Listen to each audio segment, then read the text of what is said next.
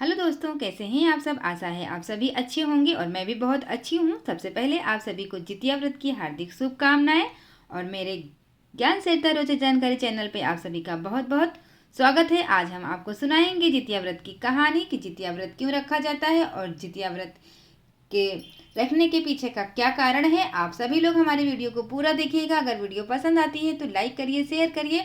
Channel पर पहली बार आए हैं तो सब्सक्राइब करके बेल आइकन को भी प्रेस करिए। दोस्तों, यूपी, बिहार और झारखंड में जितिया व्रत का बहुत विशेष महत्व है। या व्रत संतान के सुखी जीवन के लिए किया जाता है। तो चलिए हम कहानी की तरफ आगे बढ़ते हैं कि आखिर जितिया व्रत क्यों मनाया जाता है। तो जितिया व्रत छठ पूजा जो होती है हमारे यहाँ, महापर्व छठ के बाद जो जितिया का पर्व होता है, सबसे कठिन व्रतों में से एक माना गया है। इस दिन महिलाएं अपनी संतान की लंबी आयु और स्वस्थ जीवन के लिए 24 घंटे का निर्जला उपवास करती हैं। हर साल अश्विनी मास के कृष्ण पक्ष की अष्टमी तिथि के दिन जीवित पुत्रिका का व्रत किया जाता है। धार्मिक मान्यताओं के मुताबिक जितिया व्रत को करने से संतान की आयु लंबी होती है और उन पर आने वाला हर संकट टल जाता है। जितिया व्रत को कई जगह जीवित पुत्रिका और ज्योतिया के नाम से भी जाना जाता है। छठ की तरह ही जितिया व्रत का आरंभ भी नहाय खाए के साथ ही होता है। तो इसके पीछे पौराणिक कथा क्या है, हम आपको पूरा सुनाएंगे। पौराणिक मान्यताओं के अनुसार महाभारत युद्ध के दौरान जब द्रोणाचार्य की मृत्यु हुई तो इसका बदला लेने के लिए उनके पुत्र अश्वत्थामा ने क्रोध में आकर ब्रह्मास्त्र चला दिया, जिसकी वजह से अभिमन्यु की पत्नी उत्तरा के गर्भ में पल रहे बच्चे की मौत हो गई। तब भगवान श्री कृष्ण ने उत्तरा की संतान को फिर से जीवित कर दिया। बाद में उस बच्चे का नाम जीवित पुत्रिका रखा गया।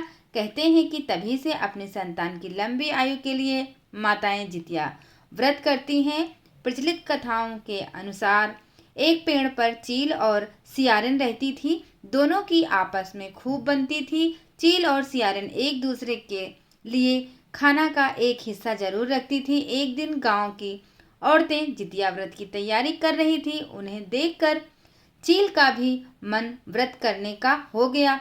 फिर चील ने सारा वाक्या सियारिन से जाकर सुनाया।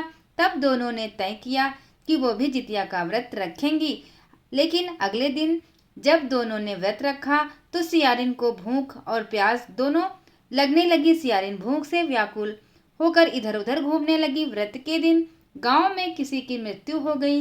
यह देखकर सियारिन के मुंह में पानी आ गया।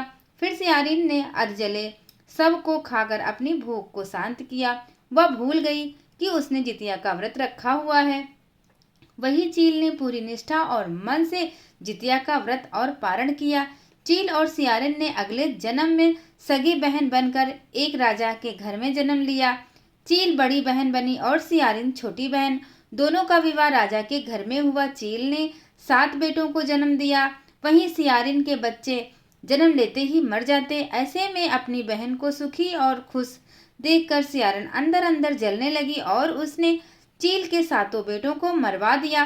सियारिन के 7 बेटों के सिर कटवाकर उसने उन्हें चील के घर भिजवा दिया। यह सब देखकर भगवान ज्यूतवाहन ने मिट्टी के 7 भाइयों के सिर बनाए और सभी के सिरों को उसके धड़ से जोड़कर उस पर अमृत छिड़क कर उन्हें जीवित कर दिया।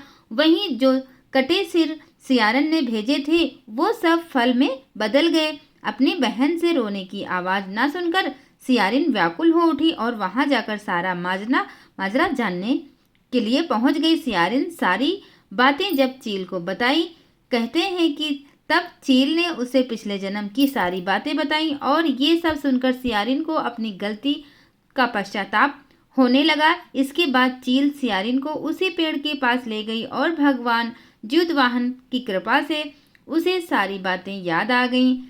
इससे सियारिन इतनी दुखी हुई कि उसकी मौत उसी पेड़ के पास हो गई। राजा को जब इस बात की जानकारी मिली तब उन्होंने सियारिन का दाह संस्कार उसी पेड़ के पास करा दिया। तो दोस्तों, ये कथा आपको कैसी लगी। जितिया माता आप सभी की रक्षा करें, सभी की संतान को लंबी आयु प्रदान करें। इसी मंगल कामना के साथ हम फिर मिलेंगे। हमारी वीडियो को पूरा देखने के लिए आप सभी का बहुत बहुत धन्यवाद।